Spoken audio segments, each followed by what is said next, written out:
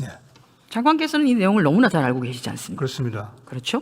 저희가 외교부에 물었습니다. 왜 대북 금수품이 이렇게 북한으로 살포되고 있는데 외교부는 아무런 제재를 취하고 있지 않느냐라고 했더니 답변이 이렇게 왔습니다. 통일부로부터 별다른 요청이 없어서 아무런 조치를 취하지 못했습니다라고요. 알고 있는데도 아무런 조치를 취하지 않도록 했으면 그건 직무유기 아닌가요? 통일부로서는 유엔 안보리 2397호 제재와 관련된 그런 문제를 뭐라고 할까요? 정책적인 그런 아주 중요한 과제로 보고 있지는 않습니다. 그러면 장관님, 제가 확인을 하나 해보겠습니다. 그러면 대북 전단 딱지만 붙이면 자동차도 보내도 되고 휴대폰도 보내도 되고 뭐 이런 건가요? 그거는 이제 가정된 상황을 아니요. 두고 말씀드리기 그렇지 않습니까? 때문에 제가 거기에 대해서 판단해. 그러면 지금 강화 같은 경우에는 쌀을 페트에 넣어서 삶아 보내는 거 아닙니다. 돈도 보내고 USB도 보내고 이렇게 하죠. 그렇게 하는데 뭐 사실 페트는 별로 친환경적이지도 않죠. 그러면 뗏목에다가 아예 띄워서 거기다가 자동차 거기에 이제 전단을 좀 실는 거죠. 그죠? 그렇게 해서 보내면 되는 겁니까? 휴대폰도 가득. 휴대폰은 이번 파리 올림픽에서 HS 코드 예. 72에서 89에 해당되는 품목들입니다. USB, 라디오. 그 제가 부분은 보여드릴게요. 예.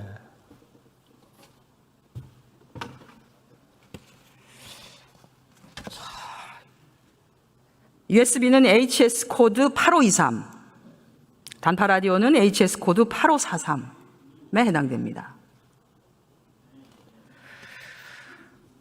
들어가셔도 좋습니다. 네, 국방부 장관 안 계시죠? 네, 차관 나와 주십시오.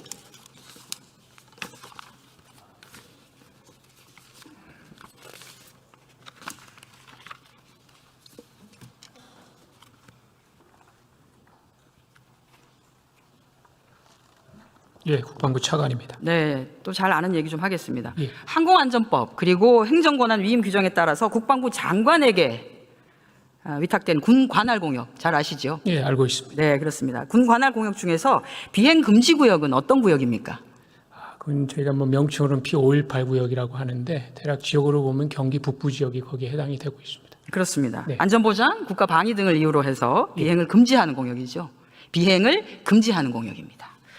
지난 8월 달에 시행된 군 관할 공역 내 민간인 초경량 비행장치 비행 승인 안내서입니다. 이게 국방부에서 나왔습니다. 대한민국 국방부에서. 초경량 비행장치에 기구류가 들어갑니까? 예, 포함이 됩니다. 네, 들어갑니다. 기구류 들어갑니다. 그러면 기구류를 포함한 비행 금지 구역에서 비행을 하려고 하면 어디다가 승인을 받아야 됩니까? P518 구역 내에서는 현재 국토부에서 국방부 장관에게 그 권할 책임이 있기 때문에 국방부에 신고를 해야 됩니다. 그렇습니다. 그렇죠. 그러면 국방부는 한국 전술지대인 비행 금지 구역, 강화, 김포, 파주, 포천, 연천 등 지역에서 기구 비행을 통해서 대북 전단을 살포하는 행위에 대해서 승인을 해준 적이 있습니까? 승인을 해준 게 아니라 거기에서 살포하는 것을 국방부에 승인을 요청한 적이 없습니다. 승인을 요청한 적이 없어요. 그러면 왜 문제 제기를 하지 않습니까? 비행 금지 구역에서 마구잡이로 기구류를 통해서 비행을 하고 있는데. 그런 전반적인 것에 대해서는 아마 그 관할 기역에 대한 군이 직접 해서 민간인이 날리고 있는 것에 대해서 군이 직접 개입해서 그것을 제재하거나 통제할 수 있는 권한이 군에는 없습니다. 따라서 그거에 대한 행위들은 아마 관할 군역의 경찰 조직이나 이런 조직들이 관여를 하게 되고 승인이 오게 되면 저희들은 그것의 가부 여부를 승인 신청이 오지 않았기 때문에 아무런 제재를 가할 수 없었다는 말씀이신 거죠? 저희가 승인이 오지 않는 것에 대해서 그 넓은 지역에서 어디서 어떻게 언제 이것을 운영할 것에 대해서 사전 예측하기가 어렵기 때문에 사전 차단이라는 것은 현실적으로 어렵습니다. 이 정도의 방위 태세면 대한민국 안전을 맡겨도 되는 겁니까? 어디서 무슨 일이 일어날지 모르는 상태인데. 대한민국의 안전과 어떤 방위하고는 전혀 다른 영역입니다. 아니, 뭐가 다릅니까? 제가 보니까 같은데요. 그럼 뭐 민간인들이 대북 풍선을 날리는 지역은 매우 소수 인원이 아주 불특정한 지역에서 하고 있기 때문에 그것들고 또 저희 관할 지역인 그러니까 저희들의 감시 수단이라든지 이런 것들이 24시간 작동되는 곳이 아닙니다. 그러니까 완전히 무슨 대북 감시와 경계태세 이것과는 완전히 개념이 다르다고 이해하시면 될 것 같습니다, 의원님. 항공안전법을 위반하고 있는 거죠.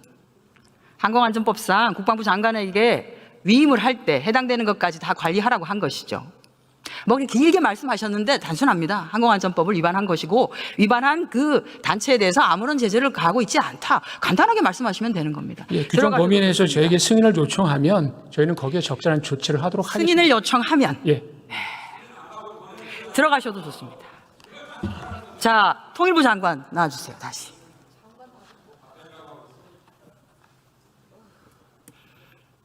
네, 답변이 답변 같지 않다는 걸 국민 여러분들께서 모두 듣고 계십니다.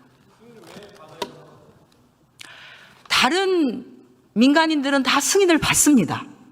그런데 왜 탈북단체들은 승인을 받지 않습니까?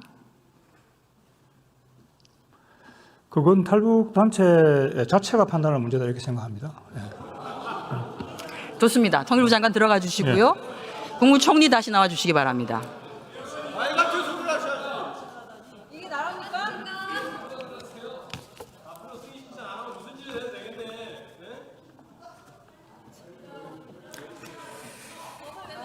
네, 정부가 이처럼 불법에 눈 감고 오히려 감싸고 있는 사이에 단체들은 공권력의 도전도 공공연하게 하고 있습니다. 탈북단체 대표 박정호는 대북전단 살포 과정에서 이를 제지하는 경찰관을 폭행해서 전치 4주의 중상을 입혔고요. 또 다른 단체 대표 박상학은 취재진에게 벽돌을 던지는 폭행을 하고 이를 말리는 경찰관에게 가스총을 3번이나 쏘기도 했습니다. 총리님, 대북전단 보낼 자유 있죠. 표현의 자유니까요. 다만 법을 위반하면서 자유를 행사한 것에 대해서는 그것에 합당한 책임을 지는 것이 자유민주국가의 시민에게 주어진 의무이기도 합니다. 그렇지 않습니까? 네, 그래서 결국 이제 이 문제에 있어서는 우선 첫째로 표현의 자유 보장이다라는 헌재의 결정 취지가 좀 고려가 돼야 되겠고요. 그 다음에 이제 유관기관의 협조, 대북 전단 단체와의 소통, 이런 상황 관리가 좀 필요한 것 같습니다. 그래서 최근에 대북 전단 관련 상황에 대해서는 경찰 등 유관기관과 긴밀한 협조뿐만 아니라 대북 전단 단체와도 소통하면서 상황 관리에 최선을 다하고 있다는 말씀을 드립니다. 총리님. 국토부의 유권 해석 내용을 유념을 하고 통일부, 국토부, 경찰청 총리님, 등 관계기관이 소통하고 있는 것으로. 국토부의 유권 해석에서요. 잠깐만 좀 질문을 들어주십시오. 네. 국토부의 유권 해석에서 비행 금지 구역의 경우에는 기구류에 달린 물건이 2kg가 넘는다 안 된다가 중요하지 않습니다. 왜냐하면 비행 금지 구역에서는 모든 비행이 금지되기 때문입니다. 그리고 대북 전단만 포함하면 치외 법권이 되어서는 안 된다고 봅니다. 지금 말씀드린 것처럼 유엔 안보리 대북 제재를 위반한 것에 대한 것, 또 미승인 비행에 대해서 항공안전법을 위반한 것에 대해서 법적 책임을 물어주시기 바랍니다. 아니, 관계기관이 법과 통일부, 원칙을 중시하는 통일부, 윤석열 정부 아니십니까? 통일부, 국토부, 경찰청과 이 관계기관이 지금 소통하고 있다 이렇게 생각하고요. 현재 항공안전법 위반 관련해서는 경찰 수사가 진행 중인 만큼 결과를 좀 지켜볼 필요가 있다고 생각합니다. 그 결과에 따라서 적절한 조치를 검토하도록 하겠습니다. 대북 제재 위반까지를 포함해 주시기 바랍니다. 네, 적절한 조치를 검토하도록 하겠습니다. 법과 원칙을 중요시하는 윤석열 정부가 어떻게 조치하는지 지켜보도록 하겠습니다. 들어가셔도 좋습니다.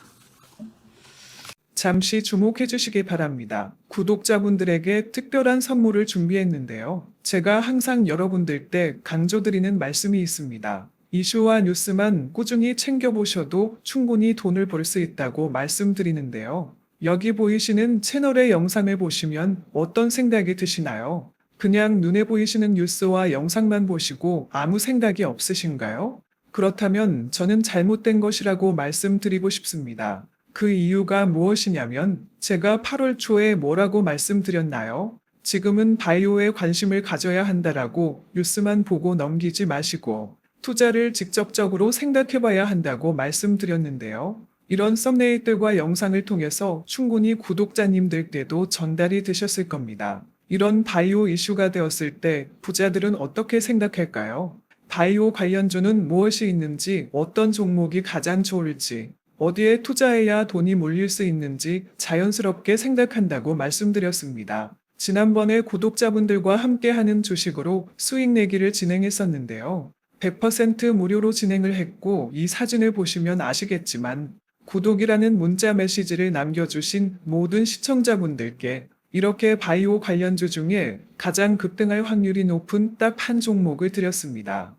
8월 13일에 오정바이오를 추천해 드렸습니다. 여기 나와 있는 사진을 보시면 정확히 얼마에 매수하고 어떤 종목을 사야 하는지, 어느 지점에 팔아야 하는지 이런 부분들까지 여러분들에게 정확히 알려드렸는데요. 실제로 많은 분들께서 수입을 보셨습니다. 오른쪽을 보시면 아시겠지만 8월 13일에 오정바이오를 소개해드리고 나서 실제로 며칠이 지나지 않고 이렇게 주가가 상한가가 되었습니다. 당시에도 굉장히 많은 분들이 제가 드린 이 종목으로 수익을 내셨습니다. 지난번과 똑같이 구독이라는 문자를 보내주시면 이번에 이슈가 되고 있는 주식 중에 앞으로 대장주의 구시를 하면서 주가가 가장 크게 상승할 한 종목을 시청자분들에게 문자로 종목명과 사고자 하는 시점을 모두 알려드리겠습니다. 이 영상을 보시고 계시는 시청자분들 중에 종목이 궁금하다 하시는 분들은 남녀노소 시간대 상관없이 이렇게 상단에 번호를 항상 남겨놓고 있습니다.